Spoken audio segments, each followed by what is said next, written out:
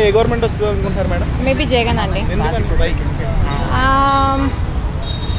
యాక్చువల్గా చాలా ఏవో స్కీమ్స్ అవి ఉన్నాయి కదండి, so maybe might be Jagan అనుకుంటున్నాను. అంటే ఇప్పుడు ఆ స్కీమ్స్ ఏవో మీరు అన్నారు కదా, మెన్షన్ చేశారు కదా, ఆ స్కీమ్స్ ప్రజల్లో సక్సెస్ అయ్యాయి అని అనుకుంటున్నారు మీరు? మ్యాక్సిమం వరకు రీచ్ అయ్యాయండి. అంటే మీకు రూరల్లో చాలామంది అందరూ అదే చెప్తున్నారు. గ్రౌండ్ లెవెల్లో అందరికీ అంటే ఆల్మోస్ట్ చాలా ఉన్నాయి కదా, సమ్ అమ్మ ఒడి అవన్నీ మేబీ అవన్నీ బాగా రీచ్ అయ్యాయి అంటారు ప్రజలు. అంటే ఎవరికైనా ఫినాన్షియల్గా డబ్బులు వస్తున్నాయి అంటే ఆటోమేటిక్గా అదే ఎక్స్పెక్ట్ చేస్తారు. లేడీస్ అందరూ వేస్తారండి, కంపల్సరీగా అందరూ డౌటే లేదు.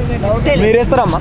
వేస్తామండి, నేను జగన్గా వేస్తాం. జగన్ అంటే ఇప్పుడు జగన్ గారు ఒంటరిగా వస్తున్నారు కదా, గెలుస్తారా?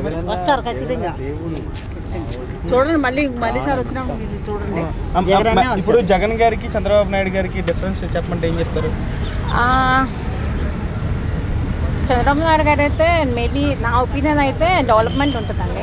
నెక్స్ట్ ఆంధ్రాలో అంతగా డెవలప్మెంట్ అయితే కనిపించట్లేదు. పరిపాలన ఎలా చేస్తున్నారు? బాగానే ఉంది. నెక్స్ట్ టైం ఇన్ కేస్ వస్తే కనుక కొంచెం డెవలప్మెంట్ మీద ఎక్కువ ఫోకస్ చేస్తే దట్ వుడ్ బి బెటర్.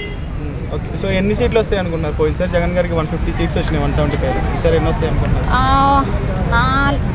నేను అంత ఎక్స్పర్ట్ కాదు, 110 to 150. అంటే గవర్నమెంట్ ఫామ్ చేసే సీట్లు అయితే వస్తాయి. సీట్లు తగ్గొచ్చు పోయినసారి కంపేర్ చేస్తే. అవునండి.